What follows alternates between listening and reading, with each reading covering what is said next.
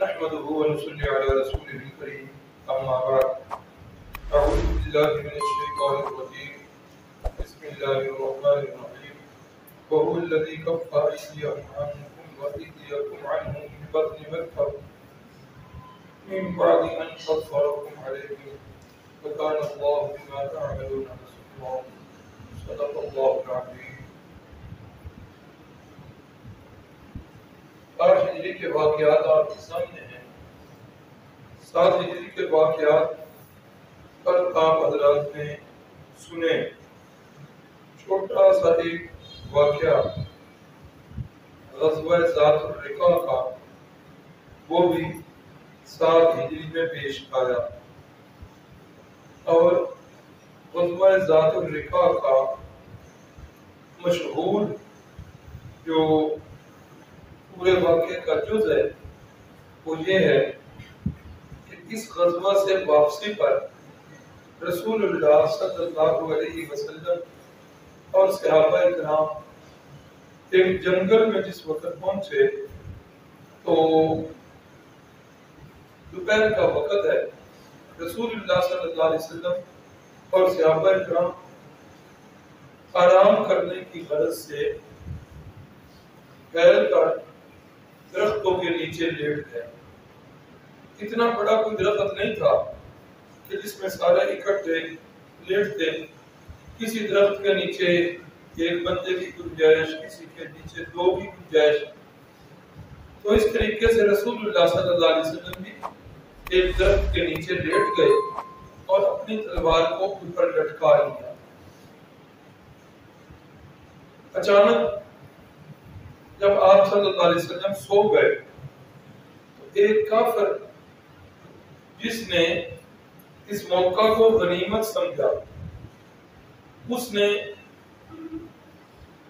تلوار رسول اللہ صلی اللہ علیہ وسلم کی اتاری اور رسول اللہ صلی اللہ علیہ وسلم کو جگایا اور کہا، اے محمد صلی اللہ علیہ وسلم، میں یمنعک منی، بتاؤ کوئی ذات ہے جو آپ کو اس وقت مجھ سے بچا لے. اب آپ اندازہ کریں، سیرت کے واقعات سنتے جائیے، عقیدے کی اصلاح کرتے جائیے. اللہ کے نبی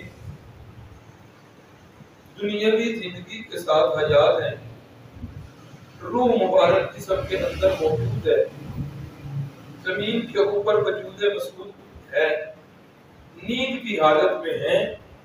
اس کافر کے آنے کا، تلوار اتارنے کا، تلوار ہاتھ میں لہرانے کا پتہ نہیں چلا. تا آگے جس وقت اس نے جگایا تو تب رسول اللہ صلی اللہ علیہ وسلم کو جاگ آئی اور اپنے اوپر والے حالات کا پتہ چلا. یہ وہ واقعات ہیں جو تقریباً احادیث کی ساری کتابوں میں موجود ہے. اس کے برعکس یہ کہنا کہ رسول اللہ صلی اللہ علیہ وسلم وفات شریفہ کے بعد اپنی مدینہ طیبہ والی قبر مبارکہ میں حیات ہیں، آنے جانے والوں کو پہچانتے ہیں، سلام کا جواب دیتے ہیں، عجیب سی بات ہے. علماء اہل سنت والجماعت کا یہ عقیدہ ہے اور ذمہ داری سے عرض کر رہا ہوں. عقائد کی کتابوں میں یہ بات لکھی ہوئی ہے کہ رسول اللہ صلی اللہ علیہ وسلم کا وجود مسعود مدینہ شریف والی روضہ مبارک والی قبر میں آج بھی اسی طرح محفوظ ہے جس طرح صحابہ کرام نے پہلے دن اسے دفن کیا، اور اس کے اندر ذرہ سے بھی تبدیلی نہیں. بلکہ علماء نے اپنے ذوق میں جملے لکھے کہ مچھلی پانی کے اندر اتنی تر و تازہ نہیں جتنا رسول اللہ صلی اللہ علیہ وسلم کا وجود مسعود قبر مبارک میں تر و تازہ ہے.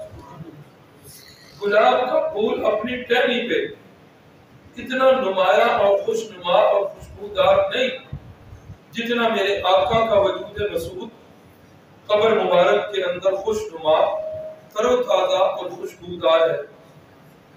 بلکہ یہاں تک لکھا کہ اگر بوقت دفن آپ کی پیشانی مبارک پر یا جسم کے کسی حصے پر پانی کا کوئی قطرہ رہ گیا تھا تو آج اتنے 100 سال گزرنے کے بعد وہ پانی کا قطرہ جو میرے نبی پاک صلی اللہ علیہ وسلم کے وجود مسعود کے ساتھ مس کیا ہوا ہے، ٹچ کیا ہوا ہے، وہ قطرہ بھی آج پانی کا آج تک اسی طرح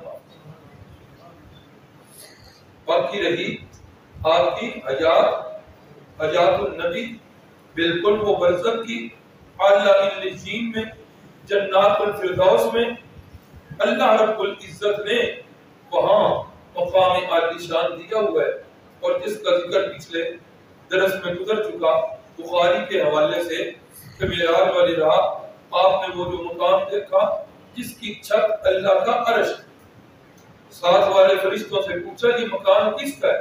نیچے والے مکان بھی پوچھتے گئے یہ فلان کا، یہ فلان کا۔ جب پوچھا یہ مکان کس کا ہے تو فرشتوں نے بتایا ہوا منزلوں کا، یا رسول اللہ یہ آپ کا مکان ہے۔ فرمایا اچھا میرا مکان ہے تو مجھے داخل ہو کر دیکھ لیتا ہوں۔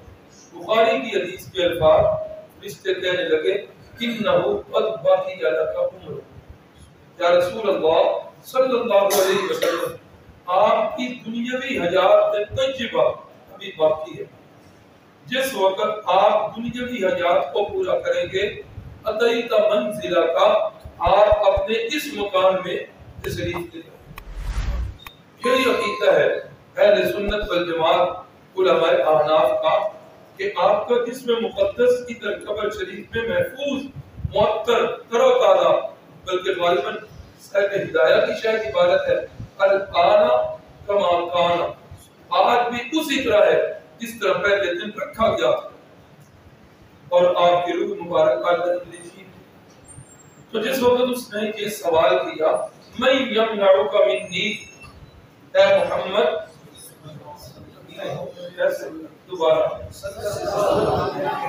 جس کو محبت والی چیز پتہ ہے آپ نے فرمایا کہ جو بندہ میرے اوپر زیادہ درود پاک پڑھے گا، فرمایا وہ قیامت والے دن میرے زیادہ قریب ہو۔ اس لیے ایک تو بہانے تلاش کیا کریں کہ آپ کا ذکر مسعود، آپ کا نام نامی آئے تو بار بار درود شریف پڑھا کریں، اور دل کے معمولات میں جب اللہ کا ذکر جو ہے اس سے زبان تر ہو تو کبھی کبھی ساتھ جو ہے ایک تسبیح درود شریف کی بھی نکال لیا، بڑی محبوب چیز۔ اس سے بڑھ کر کیا کہ اللہ کے نبی فرما رہے ہیں میرے قرب کا ذریعہ وہ درود شریف۔ اللہ اکبر۔ تو اس نے کہا بتاؤ کون بچائے گا مجھ سے؟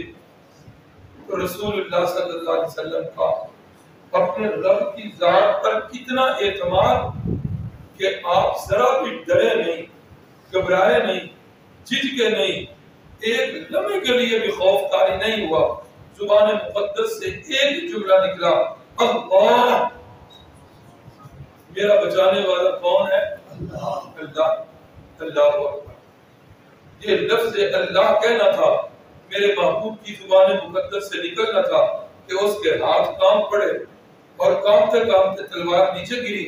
میرے مرشد نے تلوار اٹھا کے پوچھا میں یمنعک منی، ہن تو دس کے تینوں کون بچائے؟ اللہ اکبر۔ آگے سے وہ پھر تعریف میں بھی آپ تو بڑے کریم ہیں، آپ کریم باپ کے بیٹے ہیں، آپ بڑے جو ہے نا رحم دل ہیں، آپ میرے اوپر بھی رحم فرمائیں گے۔ رسول اللہ صلی اللہ علیہ وسلم نے بہرحال اسے معاف کر دیا۔ تو یہ غزوہ ذات الرقاع کے نام سے حدیث کی کتابوں میں ہے، اور یہ بھی 7 ہجری میں پیش آیا۔ 8 ہجری کے واقعات جو ہیں آپ کے سامنے ہیں۔ یہ مکہ کے بڑے اونچے قد کے لوگ تھے، سیاسی لحاظ سے بھی، عسکری لحاظ سے بھی، اور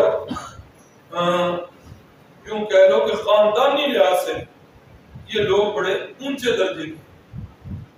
حضرت خالد بن ولید رضی اللہ تعالیٰ عنہ، حضرت عمر بن العاص رضی اللہ تعالیٰ عنہ، اور ان کے ساتھ ایک تیسری شخصیت کا نام لکھنا جو ہے وہ بھول گیا ہوں، عثمان ابن طلحہ رضی اللہ تعالیٰ عنہ، بڑے اونچے، خاص کر کے یہ دو بندے۔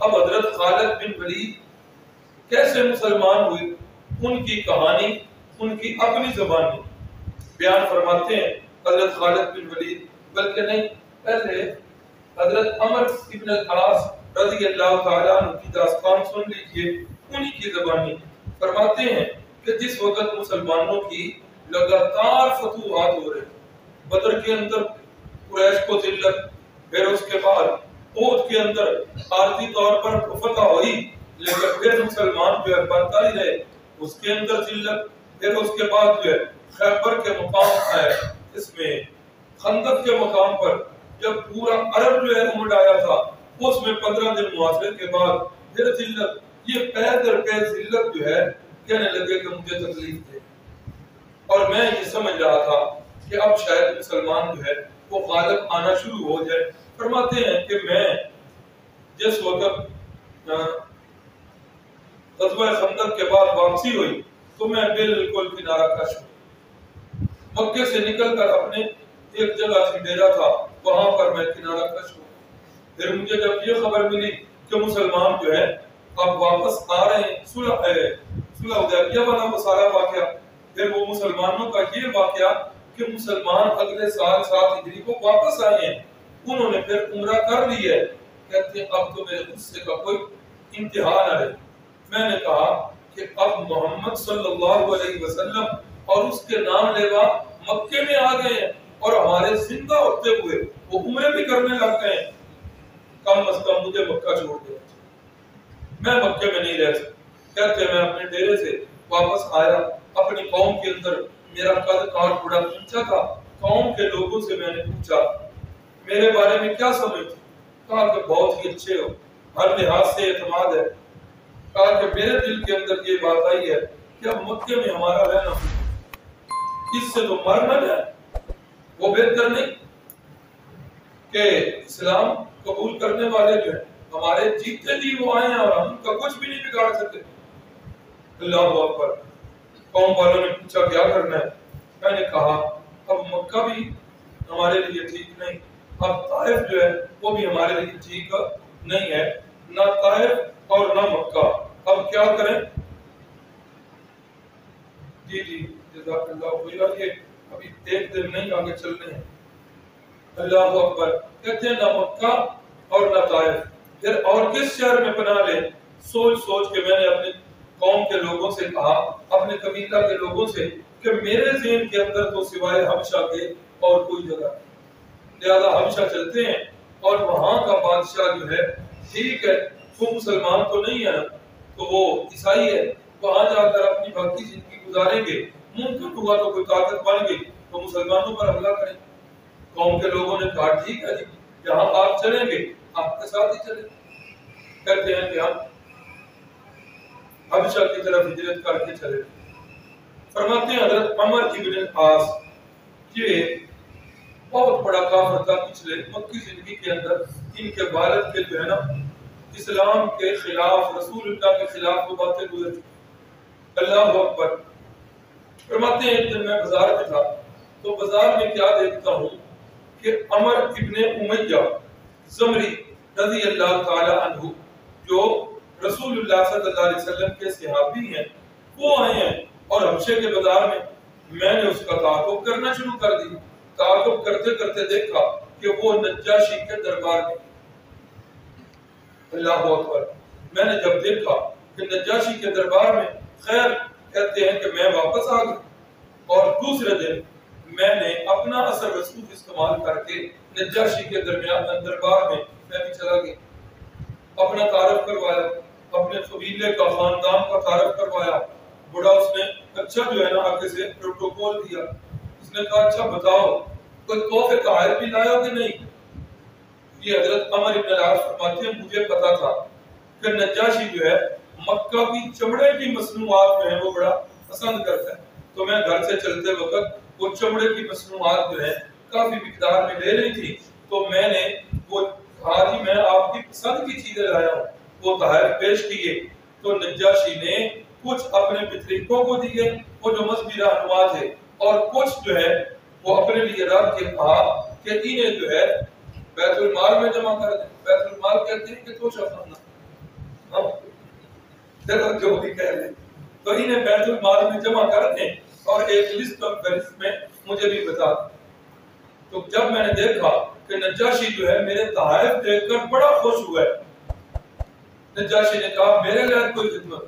میں نے کہا ہاں جی، میرا مدعا یہ ہے کہ میں نے ایک آدمی کو دیکھا ہے، وہ آدمی ہمارے علاقے کا ہے اور وہ ادھر آیا ہے، آپ کے پاس آیا ہے، عمر بن امیہ زمری تو کل آیا ہوا تھا، میں یہ چاہتا ہوں کہ آپ مہربانی کر کے وہ بندہ میرے حوالے کر دیں، ہمارا دشمن ہے، میں اس کا سر قلم کرنا چاہتا ہوں، اسے قتل کرنا چاہتا ہوں۔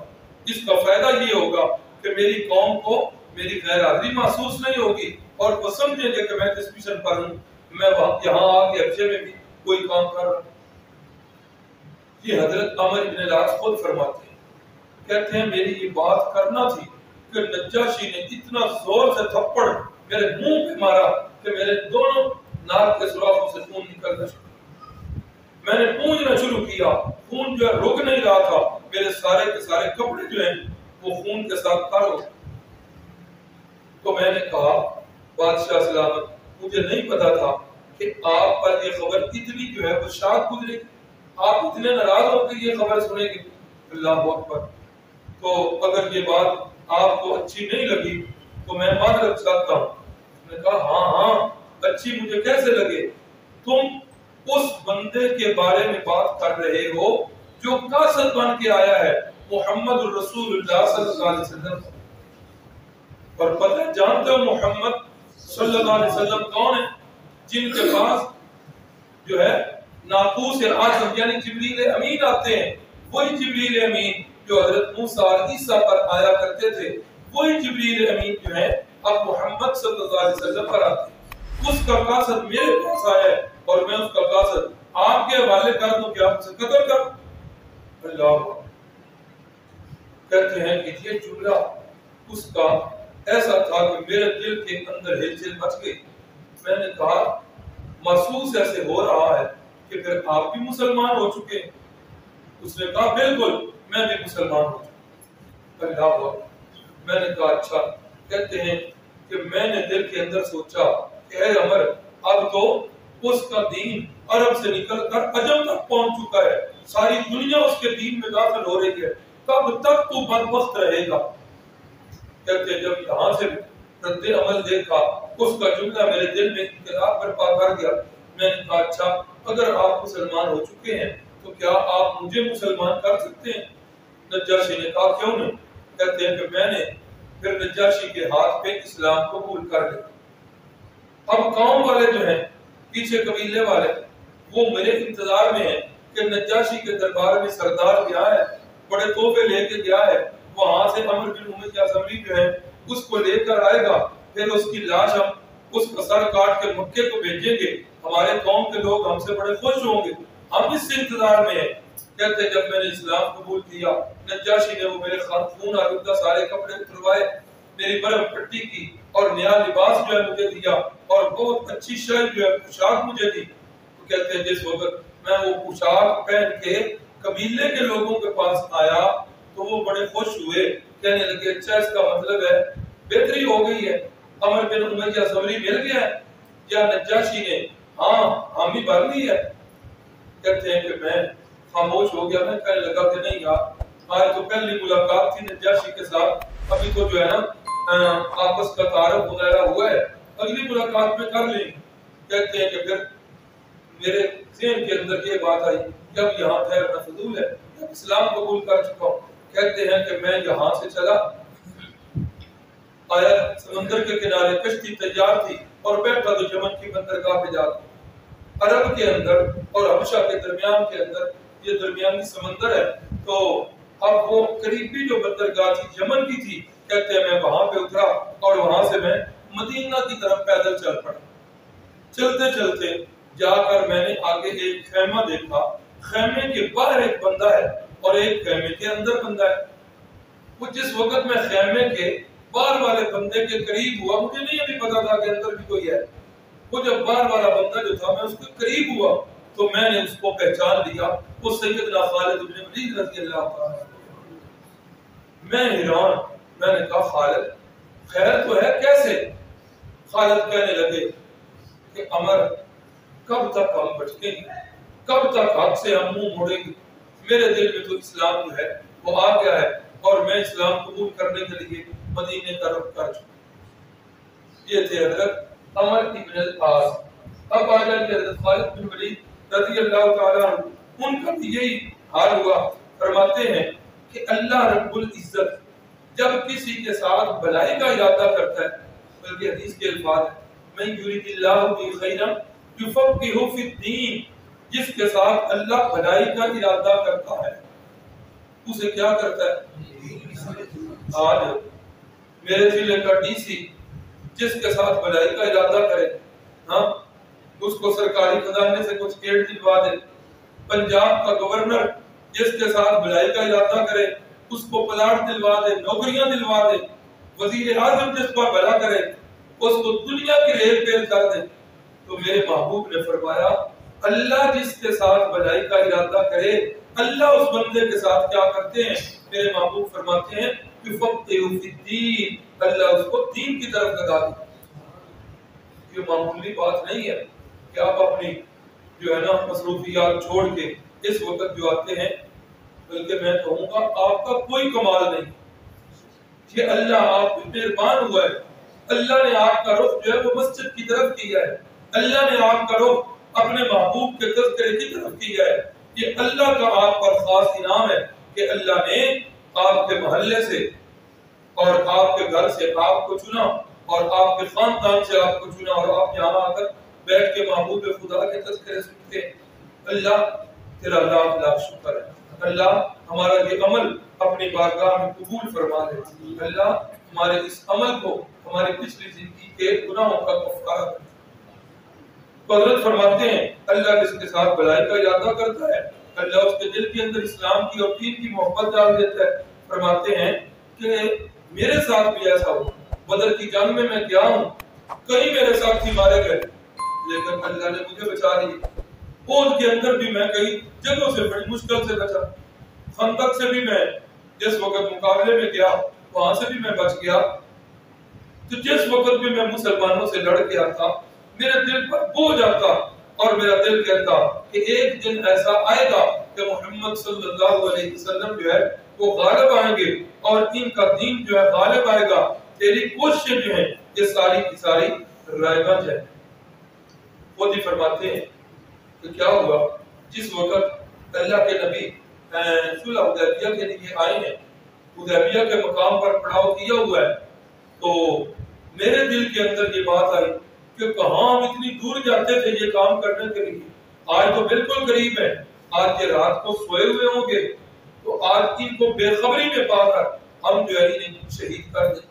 کہتے ہیں میں 80 سواروں کا دستہ لے کر میں زور کے وقت پہنچا تو زور کے وقت مسلمان نماز پڑھ رہے ہیں، دل تو کیا آگے بڑھنے کو لیکن ہمت جو ہے ہار گئی۔ مسلمانوں کو نماز کی حالت میں دیکھ کر میں نے حملہ نہیں کیا، ساتھیوں کو بھی روک دیا۔ کہتے ہیں کہ ابھی سوچا کہ اب کچھ بھی ہو جائے عصر کے وقت یہ کام ضرور کرنا ہے، اس سے آگے جو ہے نا موقع نہیں ملنا۔ کہتے ہیں کہ پھر کیا ہوا، عصر کے وقت سے پہلے اللہ نے صلاۃ الخوف کا طریقہ نازل فرما دیا اور صلاۃ الخوف کا طریقہ آیا۔ رسول اللہ صلی اللہ علیہ وسلم ایک جماعت کو لے کر نماز پڑھانے لگ گئے اور دوسری جماعت جو ہے یہ پہرے پہ بیٹھ، کام پھر جو ہے ختم۔ پھر رات کے وقت دوبارہ حملہ کرنے کے لیے آئے تو ہمارے ساتھیوں میں سے وہ جو مسلمانوں کی پیٹرولر پولیس تھی، وہ جو جن کا پہرے کی ڈیوٹی ہوتی تھی، ان میں سے میرے ساتھیوں میں کئی گرفتار ہو گئے اور رسول اللہ صلی اللہ علیہ وسلم کے پاس قیدی بن کر پہنچے۔ اللہ رب العزت نے قرآن مجید میں اشارہ کیا وَهُوَ الَّذِي كَفَّ أَيْدِيَهُمْ عَنْكُمْ وَأَيْدِيَكُمْ عَنْهُمْ بِبَطْنِ مَكَّةَ، فرمایا وہ اللہ کی ذات ہے جس نے ان کافروں کو تم سے روک کے رکھا اور تمہارے ہاتھوں کو ان کافروں سے روک کے رکھا بِبَطْنِ مَكَّةَ، مکہ کی اس وادی کے اندر۔ اللہ اکبر۔ فرماتے ہیں یہ موقع بھی چلا گیا۔ اب کیا ہوا؟ فرماتے ہیں کہ جس وقت رسول اللہ صلی اللہ علیہ وسلم صلح حدیبیہ کے وقت جو ہے واپس آئے آنے لگے. میرا بھائی ولید جو ہے اس وقت تک مسلمان ہو چکا. میرا بھائی جو ہے وہ میری تلاش کر رہا ہے. میں جو ہے مکے سے غائب ہوں. کب؟ جس وقت مسلمان عمرۃ القضاء کے لیے آئے ہیں 7 ہجری. کہتے ہیں کہ میرا بھائی تلاش کر رہا اور میں غائب ہوں کہ میں اپنی آنکھوں سے وہ منظر نہ دیکھوں کہ جس منظر میں مسلمان اور ان کے نبی جو ہیں وہ بیت اللہ میں داخل ہو گئے. میں مکے سے روح پہنچوں. میرے بھائی ولید نے کیا کیا؟ میرے بھائی ولید نے خط لکھا اور وہ خط میرے لیے چھوڑ کے رسول اللہ صلی اللہ علیہ وسلم کے ساتھ مدینہ طیبہ چلا. وہ خط کیا تھا؟ خط یہ تھا کہ خالد کب تک جو ہے تم اسلام سے منہ پھیرتے رہو. رسول اللہ صلی اللہ علیہ وسلم جو ہے اس موقع پر آ کر تمہارا پوچھتے رہے. اور عمرۃ القضاء کے سفر میں اللہ کے نبی فرما رہے تھے کہ خالد اب زیادہ دیر تک جو ہے کفر میں نہیں رہے. اللہ کے نبی تو تیری تعریفیں کر رہے تھے کہ خالد بڑا زیرک انسان ہے, خالد جو ہے وہ بڑا عقل مند آدمی ہے, کب تک وہ اسلام سے بھاگے گا, اب زیادہ دیر تک نہیں بھاگے. کہتے ہیں جس وقت میں واپس آیا تو میں نے اپنے بھائی کا خط پڑھا. خط پڑھ کر میں بڑا خوش ہوا. دل کو اندر سے پہلے کچھ مذمت تھا, اب خط نے میرے دل کے اندر روشنی کی ایک کرن پیدا کی. فرماتے ہیں کہ پھر کیا ہوا؟ اللہ اکبر. کہتے ہیں رات کو جو میں سویا نا تو سوتے ہوئے میں نے خواب یہ دیکھا کہ میں بالکل ایک بنجر علاقے کے اندر ہوں اور چلتا چلتا اچانک ایک سرسبز و شاداب علاقے میں پہنچ گیا. کہتے ہیں جب میں نے تعبیر صبح سے اٹھ کے پوچھی تو بتانے والوں نے بتایا کہ یہ بنجر علاقہ جو ہے یہ کفر کی سرزمین ہے اور زرخیز علاقہ جو ہے یہ اسلام ہے. ان قریب تم اسلام سے مشرف. فرماتے ہیں کہ میں جو ہے نا پھر ارادہ کر لیا کہ اب میں مدینے کا رخ کروں تو میں سب سے پہلے اپنے ایک دوست صفوان بن امیہ کے پاس گیا کہ یار میرا یہ ارادہ ہے. اس نے کہا نا ساری دنیا بھی مسلمان ہو جائے تب بھی میں مسلمان ہوں. میں نے کہا اچھا میرا یہ راز ہے. کہتے ہیں کہ پھر جو ہے میں دوبارہ اکرمہ بن ابو جہل کے پاس چلا گیا. اکرمہ بن ابی جہل سے میں نے اپنا ارادہ, اس نے کہا وہی جواب دیا. کہتے ہیں کہ پھر تیسرا بندہ تھا عثمان بن طلحہ. کہتے ہیں کہ عثمان بن طلحہ یہ وہی ہیں, یاد آیا کچھ؟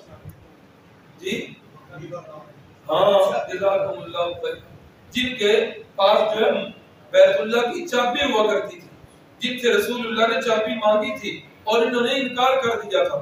اللہ کے نبی نے فرمایا تھا عثمان اس دن تیرا کیا حال ہوگا جب یہ چابی میرے ہاتھ میں ہوگی, میں اس کو چاہوں گا دوں. تو خالد بن ولید فرماتے ہیں کہ میں نے عثمان بن طلحہ کے پاس سوچا کہ چلا جاؤں. پھر کہا کہ پہلے دو نے مایوس کیا ہے, اس نے بھی ایسے ہی کرنا ہے. پھر دل نے کہا نہیں یار چلیے تو صحیح.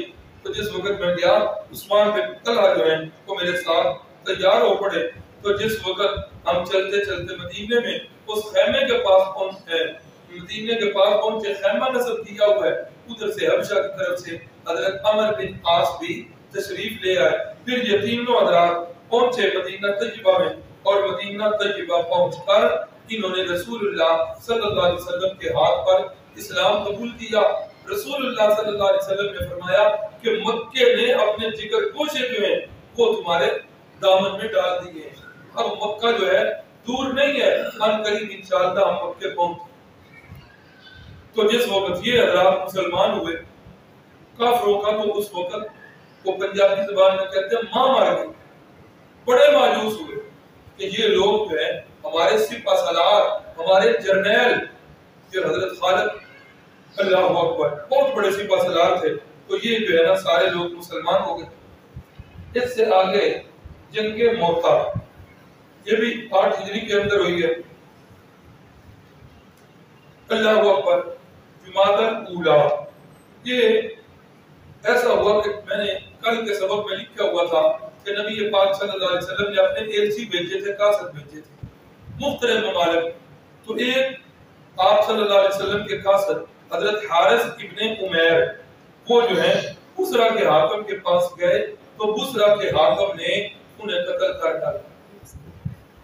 اب سفیر کا قتل یہ تو دنیا کے کسی تہذیب میں بھی جائز ہے جائز نہیں. ملا عبد السلام زید کے ساتھ تو ہم نے حال کیا وہ بھی یاد ہے. اللہ اکبر. تو رسول اللہ صلی اللہ علیہ وسلم نے فرمایا یہ میرے سفیر کو انہوں نے قتل کر دیا. تو آپ صلی اللہ علیہ وسلم نے پھر کیا کیا؟ مسلمانوں کا ایک لشکر تیار کیا، 3000 کا لشکر، 3000 کا لشکر تیار کیا، اور اس کی کمان جو ہے آپ صلی اللہ علیہ وسلم نے حضرت صحابہ کرام بڑے بڑے اونچے قد کے لوگ اس کے اندر موجود ہیں، لیکن رحمت کائنات صلی اللہ علیہ وسلم نے اس کی کمان جو ہے وہ حضرت زید ابن حارثہ جو غلام کے بیٹے تھے، غلام تھے، ان کے ہاتھ کے اندر کمان دے دی اس غزوہ موطا والے لشکر. اب جس وقت یہ چلے ہیں جا تو رہے ہیں اس حکمران کے پاس جس نے رسول اللہ کے قاصد کو قتل کیا ہے، شہید کیا ہے. اب ادھر سے وہ جو حکمران ہے اسے بھی پتہ چل گیا، اس نے تقریباً 1,00,000 کی فوج اپنی تیار کر. ادھر سے کیسر روم اس کو دن بدن مسلمانوں کی فتوحات سے محسوس ایسے ہو رہا تھا کہ اب یہ مسلمان حرم سے فارغ ہو کر یہ ہماری طرف رخ کریں گے اور ایسا نہ ہو کہ کل کو ہماری سلطنت بن. اب جس وقت یہ لشکر مدینہ طیبہ سے چلا، ان کی تعداد میں نے لکھی ہے کتنی ہے؟ 3000 تعداد. 1000 اس شرحبیل جو جس نے رسول اللہ کے قاصد کو شہید کیا، 1,00,000 اس کی تعداد ہے. اوپر سے وہ کیسر روم 1,00,000 فوجی لے کے آ گیا، اور ادھر سے کچھ عرب کے قبائل جو ہے انہوں نے دوسروں کو ساتھ ملایا کہ یہ مسلمان مشترکہ دشمن ہے. ایسا کرو کہ اب جو ہے نا عیسائی اب دنیا کی سپر پاور سے ٹکرانے لگے ہیں، چلو اسی بھی وچ لڑیے تے ساڈا بھی نمبر بن جائے گا تے کام جو ہے نا پورا ہو جائے. تقریباً عرب کے لوگ بھی تقریباً 1,00,000 کے قریب. اب یہ 3,00,000 کا لشکر، 2,00,000 کا لشکر ہے ان کا عیسائیوں کا، یعنی 1,00,000 اس کی تعداد تھی شرحبیل کی، اور دوسرے 1,00,000 کی تعداد جو ہے کیسر روم لے کے آیا. ہاں تو عرب کے جو قبائل تھے ان کی تعداد اس سے تھوڑی تھی، لیکن بہرحال کم از کم یہ 2,00,000 کا لشکر.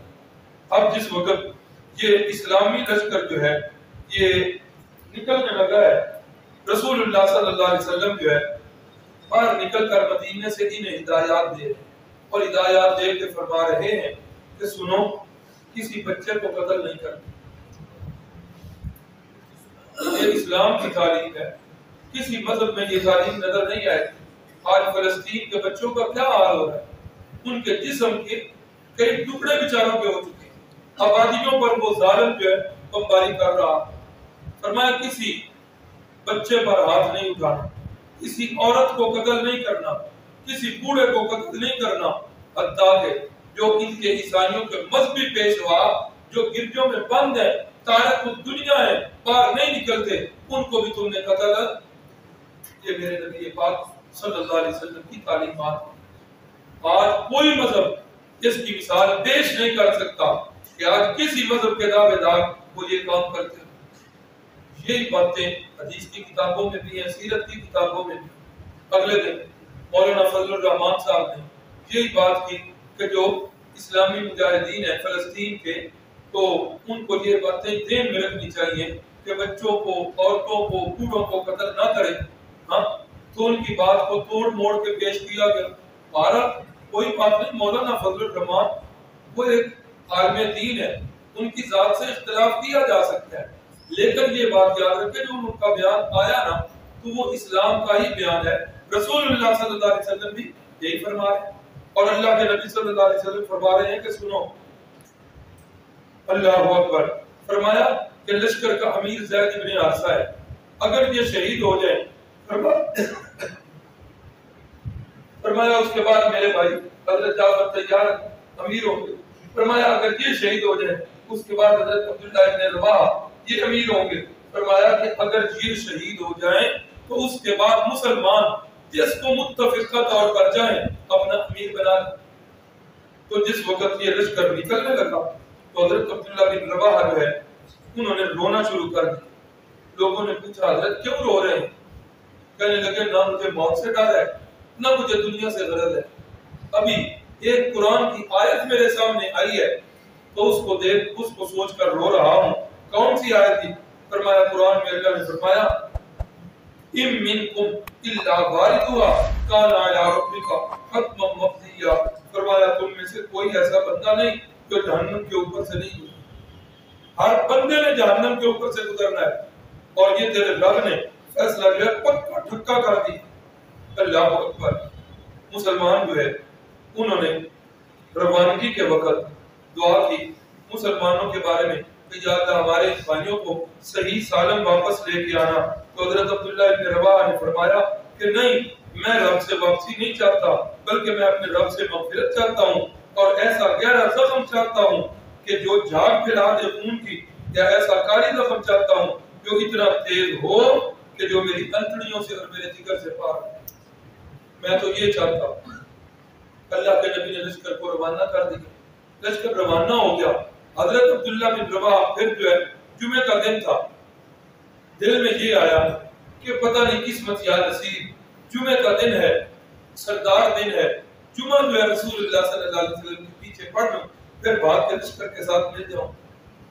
محبوب خدا نے جس وقت سلام پھیرا تو دیکھا کہ عبداللہ بن رواحہ، عبداللہ تمہاری ڈیوٹی تو ادھر کی تھی، تم ہی تو یا رسول اللہ اس نیت سے میں ابھی جانے لگا ہوں۔ فرمایا سنو، لغدوۃ فی سبیل اللہ اور راحۃ خیر من الدنیا وما فیہا۔ عبداللہ اللہ کی راہ میں ایک دن کے وقت چلنا یا رات کے ایک وقت کا چلنا دنیا وما فیہا سے بہتر ہے۔ حضرت عبداللہ بن رواحہ پھر پیچھے سے چلے اور وہ لشکر کے ساتھ مل گئے۔ اب جس وقت یہ لشکر ادھر پہنچا، ان کو تعداد کا اندازہ ہوا کہ ہم تو 3000 ہیں اور سامنے لشکر کتنا ہے؟ 2 لاکھ کا لشکر۔ کتنی نسبت اور تناسب بن رہی؟ 38 39 کے قریب، ادھر ایک بندہ اور ادھر 39 40 بندے، کوئی نسبت ہی نہیں۔ کہاں 3000 اور کہاں 2 لاکھ، اور کہاں عام مسلمان اور کہاں ایک منظم فوج جو بادشاہ کی سرپرستی میں تنخواہیں لے کر تنظیم کے ساتھ لڑنے والی۔ اللہ اکبر۔ مسلمانوں کے لیے یہ بات تو بالکل ہی خلاف توقع تھی۔ اب مشورہ ہوا کہ کیا کیا جائے۔ اس مشورے میں سوچ کر طے یہ ہوا کہ رسول اللہ صلی اللہ علیہ وسلم کو اطلاع کی جائے کہ آپ نے تو بھیجا تھا شرحبیل کی طرف، اس سے تو ہم نپٹ لیتے، ادھر سے 1 لاکھ کا لشکر کیسے روم لے کر آ گیا، اب ہمیں کیا کرنا چاہیے۔ رات کو یہ مشورہ ہو گیا کہ صبح قاصد مدینہ تک کی بجائے، جس وقت صبح کی پڑھی نا نماز، حضرت عبداللہ بن رواحہ کھڑے ہو اور کھڑے ہو کر کہنے لگے، اے مسلمانوں، اے مجاہدین اسلام، مجھے ایک بات بتاؤ، تم فتح کے لیے لڑنے آئے ہو؟ ہاں، فتح کے لیے لڑنے آئے، مال غنیمت کے لیے آئے ہو؟ اور تم تو شوق شہادت میں آئے ہو۔ تم نے تو جو ہے نا ایک ہی غرض ہے کہ اللہ ہم سے راضی ہو جائے، شہادت ہے مطلوب و مقصود مومن، نہ مال غنیمت نہ کشور کشر۔ حضرت عبداللہ بن رواحہ نے ایسا خطبہ دیا کہ سارے مسلمان جو ہے انہوں نے کہا کہ بالکل اب ادھر بندہ بھیجنے کی ضرورت نہیں، انشاءاللہ ٹکرائیں گے، اگر غازی ہو گئے تو تب بھی کامیاب، اور اگر ہم شہید ہو گئے تو تب تو دونوں جہنموں میں کامیاب، نہیں بھیجنے کی ضرورت۔ اللہ اکبر۔ حضرت زید بن حارثہ نے لشکر کی ترتیب بنائی، اور یہ جس جگہ پر جنگ ہوئی ہے نا اس جگہ کا نام تھا موتا، اسی وجہ سے اس کو جنگ موتا کہتے ہیں۔ تو اب کیا ہوا؟ حضرت نے ترتیب بنائی کہ یہ بندہ جو ہے میمنہ کی طرف ہوگا، یہ میسرہ کی طرف ہوگا، یہ جو ہے نا سامنے فرنٹ پہ ہوگا اور ایک پیچھے ریزرو دستہ ہوگا۔ وہ ساری جو جنگی ترتیب رسول اللہ صلی اللہ علیہ وسلم کی بتائی ہوئی تھی، اب اس ترتیب سے جو ہے مسلمانوں نے لڑنا شروع کر دیا۔ کرتے کرتے کیا ہوا؟ حضرت زید بن حارثہ جو ہے شہید ہوئے۔ جس وقت حضرت شہید ہوئے تو اسلام کا وہ پرچم جو رسول اللہ صلی اللہ علیہ وسلم نے دیا ہوا تھا گرنے لگا۔ حضرت جعفر طیار رضی اللہ تعالیٰ عنہ نے پڑھ کر اس پرچم کو تھام لیا، اور اس پرچم کو تھام کر حضرت جعفر پھر ایسی بے جگری سے لڑے۔ اللہ اکبر، اللہ اکبر۔ صحابہ اکرام جو اس غزوے سے واپس آئے فرماتے ہیں کہ ہمیں حضرت جعفر کا وہ حملہ جو ہے بھولتا نہیں، جدھر جاتے تھے وار روکتے بھی تھے اور وار کرتے بھی تھے، لاشوں کی لاشیں چھوڑ۔ اللہ اکبر۔ پھر ایسا بندہ کفار کو کھٹکا، انہوں نے کیا کیا؟ حضرت جعفر طیار رضی اللہ تعالیٰ عنہ پر کسی نے وار کیا، ان کا ایک بازو جو ہے وہ کٹ گیا۔ ایک بازو جو کٹا، ایک بازو کے ساتھ جھنڈا تھام کے پھر حضرت جعفر لڑ رہے ہیں، پھر کسی کا وار ہوا، حضرت کا دوسرا بازو بھی کٹ گیا۔ دونوں بازو جو کٹے اسلام کے اس مجاہد میں، وہ کٹے ہوئے بازوؤں کے ساتھ پرچم نبی کو یوں کر کے تھام لیا اور اس کو سرنگو نہیں ہے۔ اللہ اکبر۔ پھر وہ وقت بھی آیا کہ جس وقت حضرت جعفر طیار رضی اللہ تعالیٰ عنہ کی شہید ہو گئے۔ پھر تیسرے نمبر پر رسول اللہ کے حکم کے مطابق حضرت عبداللہ بن رواحہ جو ہے امیر لشکر بنے، پھر یہ بھی شہید ہو گئے۔ اب جس وقت یہ شہید ہوئے تو مسلمانوں نے حالت جنگ کے اندر ہی اپنا امیر چن لیا، حضرت خالد بن ولید رضی اللہ تعالیٰ۔ اس لشکر کے اندر وہ بھی تھے۔ خالد بن ولید تھوڑی دیر تک تو لڑے، اتنے میں مغرب کی نماز ہو گئی۔ حضرت خالد بن ولید جیسا کہ میں نے بتایا عظیم سپہ سالار جن کی چالوں میں بڑے ماہر تھے۔ حضرت نے رات واپس اس وقت اپنے خیموں میں آئے، جنگ بندی ہو گئی۔ حضرت نے اگلے دن وہ جنگ کی ساری ترتیب بھی بدل ڈالی۔ حضرت خالد بن ولید نے کیا کیا؟ یوں کیا کہ کچھ جو ہے نا مجاہدین ان کو پیچھے ذرا دور بھیج دیا، اور باقی حضرت نے دیکھا جن کی ڈیوٹی میمنہ کی طرف تھی ان کی ڈیوٹی میسرہ کی طرف کر دی، جن کی میسرہ کی طرف تھی ان کی میمنہ کی طرف کر دی۔ رد و بدل کیا فوجیوں میں، مجاہدین کا رد و بدل کیا۔ جو پہلے لڑنے والے تھے ان کو پیچھے کر دیا، پچھلوں کو آگے کر دیا۔ اب دوسرے دن جس وقت جنگ شروع ہوئی تو وہ عیسائیوں کے لشکر نے دیکھا یہ جو بندے نظر آ رہے ہیں یہ کل والے بندے نہیں لگ رہے، یہ تو ان مسلمانوں کو جو ہے نا مدینے سے ایڈ آ گئی۔ اب یہ فوجی جانتا ہے کہ سب سے بڑی جنگ جو ہے نا اعصاب کی جنگ ہوتی ہے، دماغی جنگ ہوتی ہے۔ جب دماغوں کو بندہ فتح کر لے جسم تو اس کے سامنے ٹھہرتے نہیں۔ اب دل کے اندر مسلمانوں کا روب آیا، ادھر سے مسلمانوں نے جس وقت حملہ کیا، 1 گھنٹے 2 گھنٹے کے بعد حضرت خالد بن ولید نے وہ جو پیچھے جن کو حکم کیا تھا وہ نعرہ تکبیر بلند کرتے ہوئے، جھنڈے لہراتے ہوئے اور گھوڑوں کو دوڑاتے ہوئے ذرا پھیل کے جس وقت وہ لشکر چلا، اب گرد و غبار اتنا اٹھا کہ کافروں نے عیسائیوں نے سمجھا کہ مدینے سے ان کو اور کمک آ گئی۔ اب جس وقت یہ مسلمانوں کے نعرے سنے، پھر اتنا بڑا جو ہے وہ گرد و غبار دیکھا تو اس وقت کافر عیسائی جو ہے ان کے پاؤں اکھڑے۔ جس وقت ان کے پاؤں اکھڑے مسلمانوں نے پھر زبردست حملہ کیا اور اس حملے کے اندر ڈھیر سارے عیسائی مارے گئے اور باقی جتنے بھی تھے وہ سارے کے سارے بھاگ گئے۔ اور اس لشکر کے اندر مسلمان شہداء صرف 12 مسلمان جو ہے شہید، 3000 مسلمان 2 لاکھ کافر۔ یقین کریں یہ سیرت النبی یا تاریخ اسلام کی کتابیں نہیں بتاتی، کفار جو مورخ ہیں انہوں نے بھی ایسے ہی لکھا ہے۔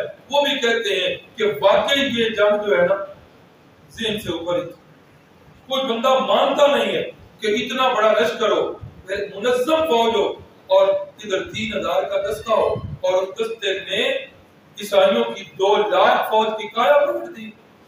اللہ اکبر اللہ اکبر۔ پھر عیسائیوں کی کتنی تعداد بڑھی وہ تو جانتے ہی کوئی نہیں، نہ اس کا پتہ ہے۔ مسلمان جو ہیں وہ صرف 12 مسلمان شہید ہیں۔ اللہ رب العزت نے یہاں ایک اور کام، جس وقت یہ جنگ شروع ہوئی ہے اللہ رب العزت نے مدینہ کے اور موتا کے درمیان جتنے پردے تھے اللہ نے وہ سارے پردے اٹھا دیے۔ اب یہ موتا کا میدان رسول اللہ صلی اللہ علیہ وسلم کے سامنے ہے۔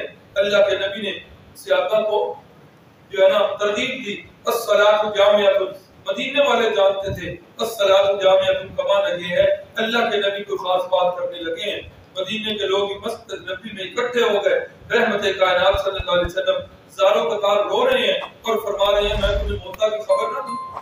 پھر اللہ کے نبی بالکل جو کچھ اس میدان جنگ میں ہو رہا ہے اللہ کے نبی کو سارا صحابہ کو بتا رہے ہیں کہ زید بن حارثہ شہید ہو چکے ہیں۔ اب جو ہے وہ پرچم حضرت جعفر طیار کے ہاتھ میں ہے، جعفر کا ایک بازو بھی کٹ گیا ہے، جعفر کا دوسرا بازو بھی کٹ گیا ہے، پھر جعفر بھی شہید ہو گئے ہیں۔ پھر عبداللہ بن رواحہ کے ہاتھ کے اندر اسلامی پرچم، جو کچھ ہو رہا ہے اللہ کے نبی صلی اللہ علیہ وسلم سارا کچھ مدینے میں مسلمانوں کو۔ اللہ اکبر۔ اور پھر آپ نے فرمایا عبداللہ بن جعفر میرا بھائی جو ہے اللہ رب العزت نے جو اس کے موتا کے میدان میں 2 بازو کٹے تھے اللہ نے اس کے بدلے میں اللہ نے اس کو 2 پر عطا کر دی۔ जाफर तैयार, तैयार लिखा हुआ इसका लक़ब है। तैयार का माना उड़ने वाला, जिस तरह तैयारे को कहते हैं उड़ने वाला। तो रसूलुल्लाह सल्लल्लाहु अलैहि वसल्लम ने फरमाया मैंने अपने भाई को जाफर को जन्नत के अंदर नूरानी परों के साथ फरिश्तों की नूरानी जमात में मैंने उड़ते हुए देखा। तो हजरत जाफर भी शहीद है और अल्लाह के नबी मुस्तदरक हाकिम की ये हदीस है जिसमें ये लफ्ज है, रसूलुल्लाह फरमा रहे हैं मैंने जन्नत में अपने भाई जाफर को फरिश्तों के साथ परों के साथ उड़ते हुए। तो शहीद किधर जिंदा हुए? अल्लाह के नबी सल्लल्लाहु अलैहि वसल्लम की जुबान मुक़द्दस पर जिन्हें यकीन है वो समझते हैं कि शहीद जो है वो जन्नत के अंदर वो जिंदा है। अल्लाह अकबर। रहमत कायनात सल्लल्लाहु अलैहि वसल्लम हजरत जाफर तैयार के घर चले गए। हजरत जाफर की बीवी हजरत अस्मा बिन्त उमैस रज़ी अल्लाह तआला घर बैठी हुई है। रसूलुल्लाह ने फरमाया जाफर के बच्चों को तो लाओ। हजरत अस्मा फरमाती हैं अल्लाह के नबी का लहजा ऐसा था कि मेरे दिल में धड़कना शुरू कर दिया। इतने में जाफर के बच्चे आ गए। अल्लाह के नबी ने उनसे प्यार करना शुरू कर दिया। फिर मैंने कहा या रसूल अल्लाह खैरियत तो है, कोई वहां से खबर आई है? फरमाया हाँ जाफर जो है वो शहीद। हजरत अस्मा फरमाती हैं मेरी तो बेसाख्ता चीख निकल गई और मैंने रोना शुरू कर दिया। रहमत कायनात ने फरमाया ऐ अस्मा जुबान से कोई जाहिलियत वाला बोल ना बोलना और अपने रुखसारों पर थप्पड़ ना मारना। और यहाँ तक हदीस के लफ्ज़ है मन ज़रबल खुदूदा वशक्कल जुयूबा वदआ बिदअवल जाहिलिया फलैसा मिन्ना। मेरे मुर्शिद ने फरमाया कि जो बंदा अपने रुखसारों पे थप्पड़ मारे, अपने गिरेबान को चाक करे, जुबान से जाहिलियत वाले बोल बोले, फरमाया फिर वो अपना ताल्लुक किसी यहूदी और ईसाई के साथ जोड़ ले, मैं मोहम्मद रसूलुल्लाह के साथ उसका कोई ताल्लुक नहीं। इसलिए अमवात तो बातें होती हैं, उसमें जाहिलियत वाला बोल नहीं। अल्लाह के नबी सल्लल्लाहु अलैहि वसल्लम आगे वाक़या आ रहा है कि आपके बेटे जब वफात हुई, अल्लाह के नबी ऐसे मौका पर ये फरमा रहे हैं ला नक़ूलु इल्ला मा यरज़ा रब्बुना, मैं तो इस मौका पर भी वही बात करूंगा जिससे मेरा रब जो है मुझसे राज़ी हो। आप सल्लल्लाहु अलैहि वसल्लम घर तशरीफ लाए और आके घर वालों से फरमाया खाना तैयार करो और जाफर के अहल को खाना खिलाओ। इब्न माजा की रिवायत है। और यहाँ ये वज़ाहत करता चलूं हमारे इलाके के अंदर जो ये मशहूर रस्म, बुरी रस्म बनी हुई है कि जनाजा खत्म होता है, जब दुआ कब्र पे होती है, ऐलान होता है कोई बंदा खाना खाने को बगैर वापस, खुदारा छोड़ दीजिए इस बात, खुदारा छोड़ दीजिए। ये सुन्नत के खिलाफ अमल, बिल्कुल सुन्नत के खिलाफ है। अल्लाह के नबी की सुन्नत मुताबिक तो ये है, अल्लाह के नबी फरमा रहे हैं कि जिस घर के अंदर फौतगी हो घर में खाना तैयार करो और उन्हें जाके खिलाओ, ना ये कि उनके घर बैठ के खाना खाना शुरू करो। और हम भी इतने बेहिस हो चुके हैं कि मैयत के घर का खाना भी खा लेते हैं, फिर उसमें खामियां भी निकालना शुरू कर देते हैं। तो रसूलुल्लाह सल्लल्लाहु अलैहि वसल्लम फरमा रहे हैं कि जाफर के घर वालों को खाना खिलाओ और 3 दिन तक अल्लाह के नबी सल्लल्लाहु अलैहि वसल्लम उनके घर में खाना खिलाते हैं। हमारे सूबा खैबर पख्तूनख्वा में हमारे जो पठान भाई 8 हज़रात में से शायद उनकी वफात पर किसी को जाने का इत्तेफाक, मुझे इत्तेफाक हुआ। एक दोस्त थे हमारे, उनके पास गए, भाई उनके फौत हो गए, तो उधर बैठे ही हैं। मोहल्ले का एक आदमी आया, सुबह का टाइम था, मोहल्ले का एक आदमी आया, हाथ में उसने थर्मास चाय का पकड़ा हुआ है, साथ उसने कुछ खाना लेके आए। थोड़ी देर के बाद दूसरा आया, उसके हाथ में भी थर्मास है, खाना भी 2-4 रोटियां उसके पास है। थोड़ी देर के बाद 4-5 बंदे आए, तो फिर दस्तरखान लग गया, वही खाना जो लेके आए थे उस पर चुन दिया गया। वो लाने वाले भी साथ शामिल हो गए, जो मेहमान थे वो भी। मैंने पूछा ये क्या तरतीब है? वो कहने लगे हमारे यहाँ ये रस्म है कि मैयत के घर वाले खाना पकाते ही नहीं, खाने की उन्हें फिक्र नहीं होती, बल्कि मोहल्ले वाले क्या करते हैं, हर आने वाला देख लेता है मेहमान, उस हिसाब से 2-4 मैं ले आया, 2-4 आप ले आए, 2-4 वो ले आए, खाने का किसी पर बोझ भी कोई। और हमारे यहाँ तो क्या है, कई मौकों पर ये मसला बताते हैं, लोग कहते हैं कि केड़ा उन्हें घर पकाया है, इधर रिश्तेदार ही पका के लेके आए हैं। तो भाई रिश्तेदार भी पका के लाए हैं तो वो घर वालों के लिए लाए हैं। नंबर 2, वो भी हाजी सिस्टम है। अगर आज मेरी वफात पर, मेरे घर की किसी फर्द की वफात पर वो दे रहे हैं, کیا یہ دستور نہیں ہے کہ کل کو میں نے بھی دینا ہے؟ وہ تو قرض ہو رہا ہے الٹا. اور بعض اوقات میت کے گھر سے کھانا کھانا حرام بھی ہو جاتا ہے. کب؟ جس وقت میت کے پورا صاحب میں یتیم چھوٹے بچے ہوں اور خرچ کھانے کا وہ ادھر سے ہی چل رہا ہو تو وہ قرآن کے لفظ ہے انما یأکلون فی بطونہم نارا، یتیموں کا مال کھانے والے اپنے پیٹ میں جہنم کی آگ بھر رہے ہیں. خدا را اس رسم کو چھوڑ دیے ہوتا ہے کچھ بھی نہیں. ابا جی اللہ تعالیٰ بریک رحمت کرے، حضرت استاد مکرم حضرت نیلوی صاحب سے یہ مسئلہ پوچھا. حضرت نیلوی صاحب نے فرمایا بالکل نہیں کھانا کھانا.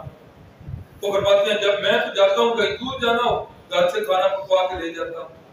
اس کے بعد والد صاحب نے زندگی بھر یہ عمل رکھا. قول و قارن ہمارے ننیال ہے جاتے تھے اور وہاں ننیال میں 2-3 دن رہنا پڑتا تھا لیکن کبھی میت والے گھر سے نہیں کسی اور گھر سے جا کے کھانا کھا لیا کرتے. ادھر ٹالی گرایا جہاں ہمارے ننیال رہتے ہیں وہاں بھی جاتے تھے تو وہاں بھی ایسے بالکل وہ جو میت کے گھر میں کھانا پکا ہوتا تھا مکمل اور سختی کے ساتھ بھائی کا. کئی لوگ کہتے ہیں آفت جی تسی نہیں کھاؤ تو کی ہوئے گا کھانا تو اتنا ہی بنا ہوا ہے. تو والد صاحب کہتے میرا ضمیر مطمئن ہے کہ میں سنت کے مطابق اپنی زندگی گزار رہا ہوں کسی کو فرق پڑے یا نہ. تو کم از کم آج یہ ہے گھر میں نے تو یہ اس پر کچھ نہ کچھ پابندی کی ہوئی ہے. یہاں سے سرکوتے تک گئے ہیں دور دراز کے شہروں میں گئے ہیں. اب تو سواریاں ایسی ہیں صبح بندہ کھا کے گھر سے نکلے شام تک واپس آ سکے. میرے نبی پاک صلی اللہ علیہ وسلم کی سیرت اور اس وقت اتنا آسان کہ آج ایک بندہ غریب سے غریب بندہ اس پر عمل کرنا چاہے تو بالکل کر سکتا. آج جو کچھ ہو رہا ہے ماحول معاشرے غریب بندے کو تو قرضہ بھی دینے کے لیے تیار کو نہیں. وہ بیچارہ شادی پہ تو بلاتا ہے لیمیٹڈ لوگوں کو محدود لوگوں کو اسے پتا ہوتا ہے 100 بندہ بلایا تو چلو 100 ہو جائے. اب شادی پر تو تعداد میں کوئی نہیں اب کھانا جو ہے وہ کہاں سے پکا. اس لیے آپ اپنے ضمیروں کو مطمئن کیجئے اور یہ مسجد میں بیٹھ کے عرض کیجئے کہ آج کے بعد یہ میت کے گھر والا کھانا ہم کیوں بھی ارادہ کرتے ہیں. اللہ تعالیٰ آپ کے اس ارادے کو اللہ استقامت نصیب فرمائے. تو رحمت کائنات صلی اللہ علیہ وسلم جو ہے حضرت جعفر کے بچوں سے پیار بھی کر رہے ہیں اور ان کے گھر والوں کو کھانا بھی پکا کے کھلا رہے ہیں. 8 ہجری کے اندر یہ سریہ حضرت عمر ابن العاص یہ بھی ایک سریہ ایسا ہوا کہ اس میں جو ہے رسول اللہ صلی اللہ علیہ وسلم نے ادھر یہ لشکر بھیجا. اس لشکر کے اندر حضرت صدیق بھی ہیں حضرت فاروق بھی ہیں اور امیر آپ صلی اللہ علیہ وسلم حضرت عمر ابن العاص کو ہی بنا رہے ہیں. جس وقت اس لشکر سے غزوے سے کامیاب واپس آئے مال غنیمت کے ڈھیر لگ گئے. اللہ کے نبی صلی اللہ علیہ وسلم مال غنیمت پلٹ رہے ہیں دیکھ رہے ہیں خوش بھی ہو رہے ہیں اور امیر لشکر عمر بن عاص کو دعائیں بھی دے رہے ہیں. عمر بن عاص نے دیکھا اللہ کے نبی بڑے بجٹ میں ہیں بڑا مزاج مبارک جو ہے وہ خوش ہے اور مجھے جس طرح بھیجا گیا تھا کامیاب واپس آیا ہوں مال غنیمت کا ڈھیر لے کے واپس آیا ہوں نہ رہ سکے. کہنے لگے یا رسول اللہ ایک سوال پوچھنا ہے. پوچھو.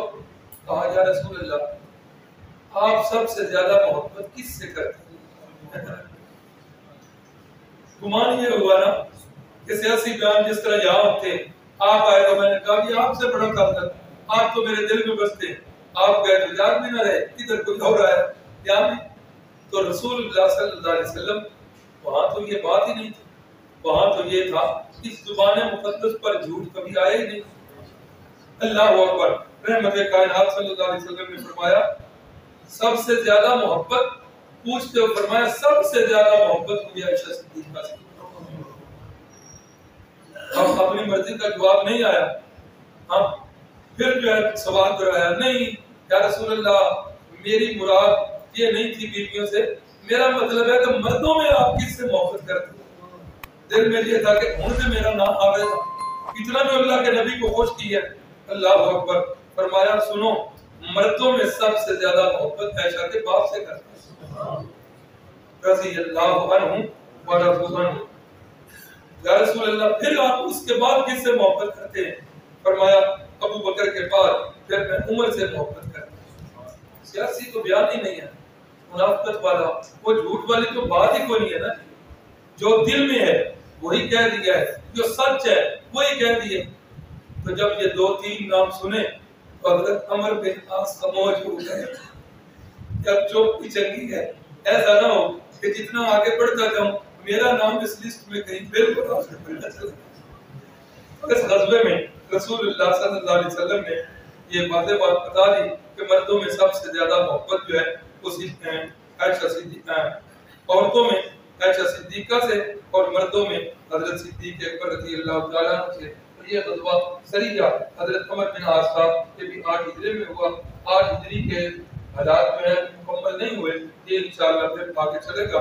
اللہ سے دعا ہے اللہ رب العزت جس طرح صحابہ اکرام کو اللہ نے شہادت کی موت سے نوازا، اللہ رب العزت ہم سب کو بھی یا تو شہادت کی موت سے سرفراز فرمائے، یا اللہ رب العزت نماز کی حالت میں سجدے کی حالت کے اندر اللہ تعالیٰ جو ہے اپنے پاس بلائے تاکہ اسی حالت کے اندر رب کے حضور پیش ہو جائیں۔ الحمدللہ رب العالمین والعاقبۃ للمتقین، اللہم صل علی سیدنا ومولانا محمد، اللہم اکفنا بحلالک عن حرام واغننا بفضلک عن سوء، لا الہ الا اللہ، اللہم ارزقنا شہادتا فی سبیلک ووفاة فی بلد حبیبک، اللہم ارزقنا شہادتا فی سبیلک ووفاة فی بلد حبیبک، اللہم ارزقنا شہادتا فی سبیلک ووفاة فی بلد حبیبک، ربنا آتنا فی الدنیا حسنہ فی الآخرۃ حسنہ وقنا عذاب النار، اللہم اجد الاسلام والمسلمین، اللہم اعز الاسلام والمسلمین، اللہم انصر الاسلام والمسلمین، اللہم اجد الاسلام، اللہم اجد المجاہدین فی فلسطین، اللہم انصر المجاہدین فی فلسطین، اللہم انصرهم بجنود الملائکہ، اللہم انصرهم بروح القدس، اللہم اہلک الکفرۃ والفجرۃ الذین یصدون اولیاء، اللہم اہلک الیہود والہنود والنصارى والمشرکین، اللہم شتت شملهم وفرق جمعهم وزلزل اقدامهم ودمر ديارهم ومزق اجسامهم وفل حدهم، ربنا اطمس على اموالهم واشدد على قلوبهم، ربنا لا تجعلنا فتنة للقوم الظالمين ونجنا برحمتك من القوم الكافرين۔ اے میرے مالک، اے حکم الحاکمین، جتنے بھی ہمارے بیمار ہیں سب کو شفائے کاملہ عاجلہ نصیب فرمانا۔ یا اللہ ہمارے بھائی زکریا صاحب کو صحت کاملہ عاجلہ سے نواز دے۔ ہماری ایک بہن نیچے کورس میں آتی تھیں بلکہ اب بھی آتی ہیں، ان کی طبیعت خراب ہے، ہمارے پاس جب ان کا بچہ پڑھتا ہے محمد ہارون، اللہ تعالیٰ محمد ہارون کی والدہ کو صحت کاملہ عاجلہ سے نواز دے۔ ایک اور پرچی آئی ہے، پچھلے سال ایک بچہ پڑھ کے گیا ہے محمد عثمان، اے اللہ اس بچے کو بھی صحت عطا فرما۔ اور بھی جن بھائیوں نے جن بہنوں نے جو جو دعائیں کہی ہوئی ہیں، اولاد کو علیم بذات الصدور ہے، تو سب کی حاجات سے واقف ہے، اے اللہ سب کی جائز حاجات کی تکمیل فرما۔ اے اللہ اپنی رحمت کے ساتھ ہماری جھولیوں کو بھر دے، اے اللہ محتاجی والی زندگی سے محفوظ فرما، بیماری والی زندگی سے بچا دے، اسلام والی زندگی اور ایمان والی موت، شہادت والی موت نصیب فرما۔ آمین یا رب العالمین، صلی اللہ تعالی علی النبی الکریم وعلی آلہ وصحبہ ازواجہ وذریاتہ وآل بیتہ وجہتہ اجمعین۔